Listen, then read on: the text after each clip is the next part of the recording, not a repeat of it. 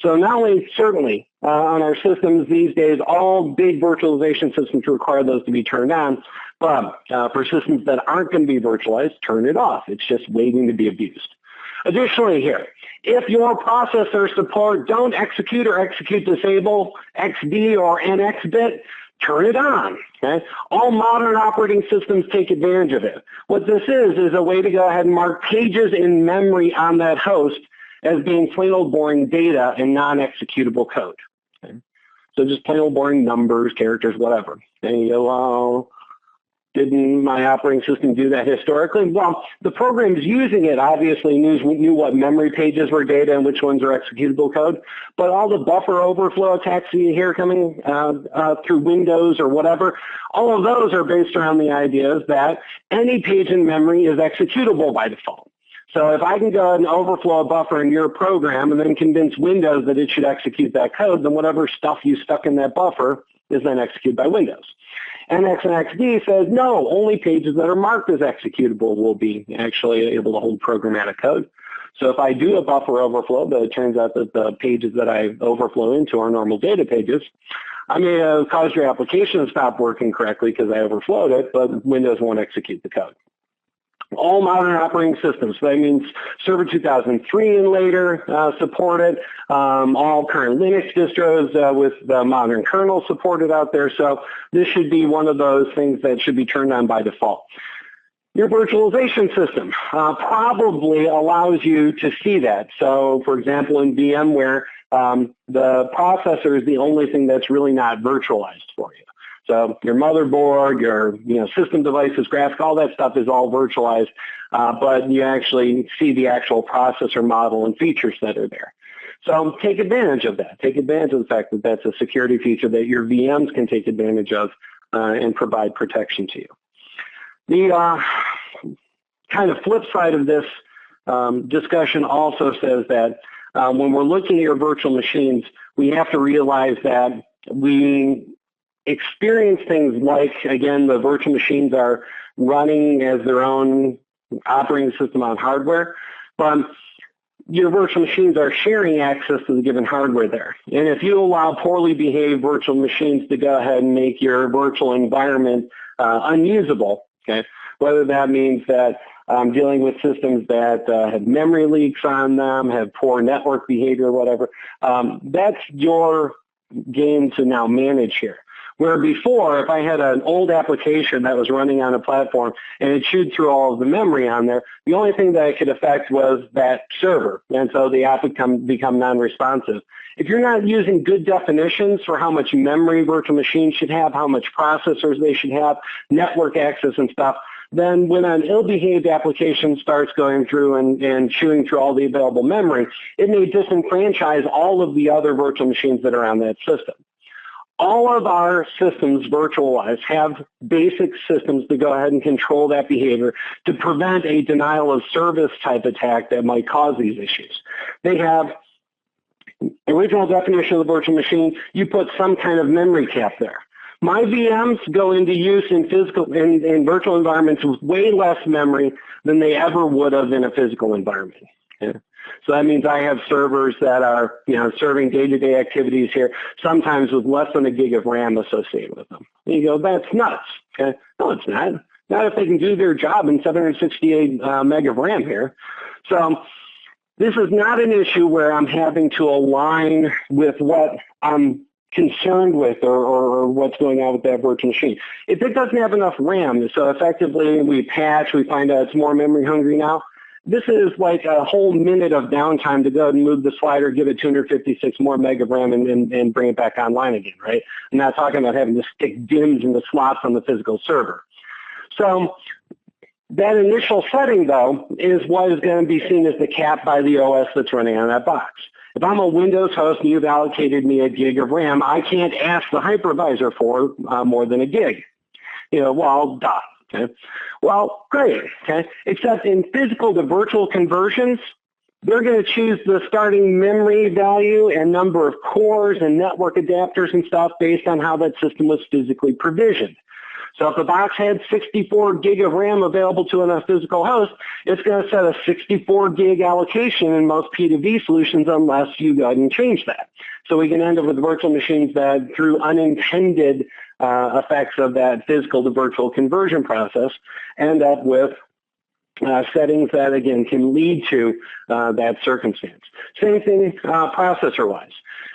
In virtual environments, all virtual machines should start off with one core. Okay? And you go, well, don't all of our virtual environments support virtual symmetrical multiprocessing? Yep, absolutely they do. But I'm not the only operating system running on this box now. The process of scheduling your virtual machine when it needs 2 cores is more complicated than scheduling your virtual machine when there's 1 core there. And you'll have more available scheduling cycles for your VM if it is single core than if it's dual core. Okay? Also, when we're dealing with that, that also disenfranchises. So most virtualization systems have a hard time determining when the core is sitting idle or when it's doing active work. And so many times we end up having to schedule both cores all the time when your VM gets scheduled, which means if the other processor is you running the idle loop on that second processor, that's time another VM could have used that core to go ahead and execute its work, and now it's waiting in the wings for an open socket so it can do its work. Okay? Again, this can be exploited from an attack standpoint because if I know that the systems are poorly provisioned, if we came in from a system where we had 4, 6, 8 cores, whatever on them, okay, the physical to virtual process is going to allocate those VMs with the same number of cores. And I can go ahead and just suck up all that CPU time on the box I have access to. It'll disenfranchise other VMs that are not running on that same platform. Network traffic. We talked about this from management traffic-wise. Other things that your virtual machine is going to generate, or your virtualization system. All of our systems now, so Hypervisor R2, or Hyper-V R2 now, VMware since 2003, and Zen Server since 2007, have supported the idea of a hot migration, taking a virtual machine and moving it from one running virtual instance on one server, having the exact virtual machine then transferred to another while it's still running. So seems like, that's a feature that we would all like, and it's cool. It enables larger amounts of uptime, allows us to take servers offline for maintenance and patching and other things while maintaining uptime of services. But we should realize that nobody encrypts that transmission as it happens. It introduces too much latency in the conversation that's on there. These things are extremely memory sensitive. I have a running virtual machine that's here, and you're trying to copy its memory image and move it over the wire over here, so that you can get as close a copy to that as possible so we can transition control so this one over here becomes the running version. Even minor changes may end up with a blue screen or a non-responsive operating system, so it's really fussy. If we go ahead and increase the latency by trying to encrypt that traffic, we increase the likelihood that we spend longer time trying to get that in sync between the two. So that means that vMotion traffic on VMware in particular, but also other types of hot migration traffic, you want to make sure that that's happening someplace where you control that. You don't want contention. I don't want collisions happening, for goodness sake, on my network that I'm going to try and run vMotions on. Again, that's just going to cause retransmits, longer times, higher likelihood that it's not going to work correctly. I also, though, am transferring the entire memory picture of that virtual machine across the wire. That includes any encryption keys and private keys that are in memory there are getting tossed across the wire in just the normal data packet that's unencrypted. So if people could casually observe that, they could end up with effectively a full page-by-page memory copy of what's in memory of that host. And, assuming you were going to vMotion something like your root certificate authority in your enterprise setup, your private key is in memory on that box at that point. And I can go ahead and do a hex dump of that memory and find your key. So vMotion traffic and other types of management traffic we want to isolate. Again, control access to those subnets through routing reachability on here. And that brings us to snapshots, right? So all the virtual systems have the ability for me to go and take a snapshot, a point in time that, let's say, we get a patch from our vendor, hey, we just found out our application has zero-day exploit out there. A working vulnerability for that has already been used against several of our customers, exposed your entire Visa and MasterCard database to hackers. So you can either take this patch that we worked up over tonight and haven't tested in most production environments and apply it to your server in hopes that it fixes the problem, or you could sit there and hope that they don't find out that you're running our software when they exploit against you and steal all of your customer data. And you go, well, I don't know that I like either one of those, but I can snapshot, apply the patch, check and see if the system's working as expected. If so, let it cook. If not, I can always roll back. And that's a great idea, right? Well, what's sitting on the disk then, on your SAN then? Well, an entire copy of memory of that server that you just snapshotted, which includes all the encryption keys and stuff that I just talked about. So unless you're securing access to your SAN and who has access to the ones on which these snapshots are stored, we have a fairly broad access to something that you thought you had pretty good control over, all those private keys that are used for SSL and all that, and they're really way more exposed than what you think they are. Okay? So there are lots of avenues here. There are tons of different places. So we got two things coming up on our schedule and an offer for you. Okay? So coming up the 14th of February, we have our VMware administration class. This is vSphere 4.1 that's going to be discussed on that. That's going to run for 5 days, goes from the point on Monday where we'll do an installation all the way through Friday. We'll have an installation of vCenter, planning implementation of clustering for high availability, DRS, all that fun kind of stuff. Okay? 5 days. Attendance to this seminar gets you a $1,000 discount from that class.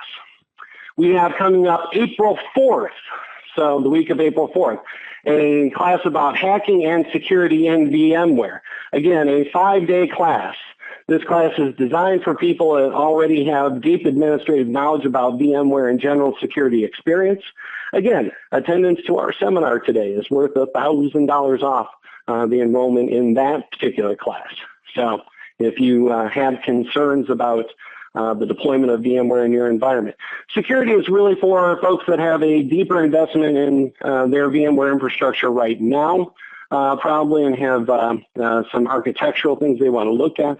Obviously, the administration class more for folks that have folks that need to just pick up the basics and kind of fill in your Swiss hole now or Swiss cheese knowledge that you've got about implementation. So again, 214V Sphere Administration 4.1 and $1,000 off for enrollments for any attendees today.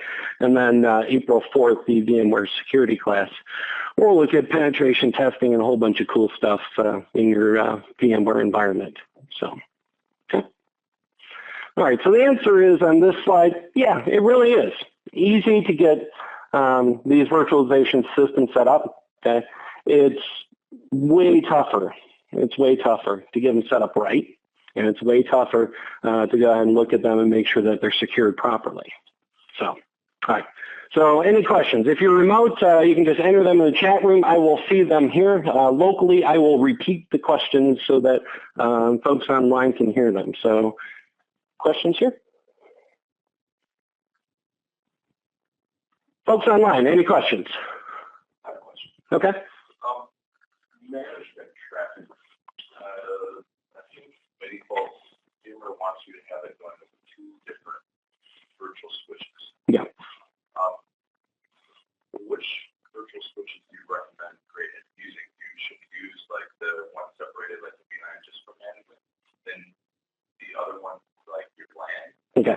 Yeah. So just one. Yeah. So the question here is VMware's recommendation when we're dealing with management traffic is to try and separate those so they're on different virtual switches.